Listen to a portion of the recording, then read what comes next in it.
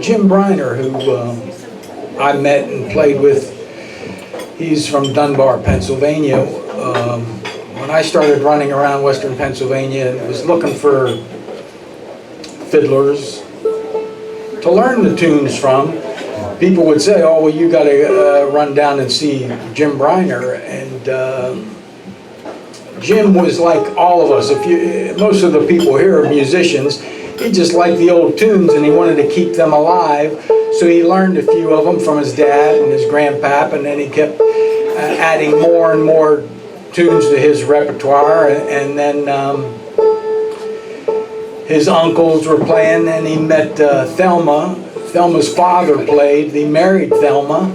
And so there was just a lot of fiddlers down there in Fayette County. And so Jim went on with a couple other friends to start the Old Time Fiddlers Association, which then attracted more fiddlers in. They were playing at a place called Strickler's Barn when I would go down and visit them playing, and fiddlers would be around and trade tunes, and we recorded as many as you could. I remember asking Jim about Sam Baird, because I saw that Sam Baird had collected 30 years prior to that, maybe 40 years prior to that.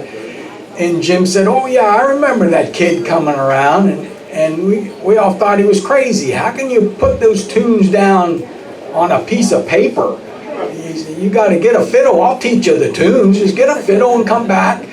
But Sam wanted to write these tunes down for posterity. Sam knew how to play the fife, and he learned how to read music. I guess he was going to school at Penn State. He was getting an education there, and he wanted to show his professors that there was a hotbed of music in Western Pennsylvania. You didn't have to go down to West Virginia or, God forbid, Kentucky. But he wanted to collect whatever he could in this area. But they thought he was crazy, because he would say, "Okay, play that tune. I want some of the oldest tunes you got." And the fiddler would start off, and Sam would say, "Stop! I gotta write them down." "All right, now start again." And then start all over. He said, "No, don't start from all over. I want you to start from where you stop." And the fiddlers would say, "What are you talking about, Sam? You just write them down. I gotta play. I can't start and stop as you holler at me." And so but they worked it out somehow, and Sam would take his time. They would play him slow for him, just to appease the young boy, to try to help him along, help him get good grades in school. They didn't want him to come back and say, "I flunked my English exam because you wouldn't help me with my fiddling." So they helped him.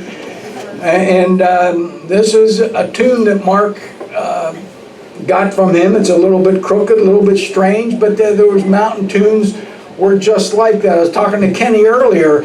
Many of these fiddlers would pick up these tunes, and they didn't realize they were changing them. Every time they heard them from another generation, they would change them a little bit. Even the names of the tunes, they would change, because it was like that old telephone game when you whispered on to someone.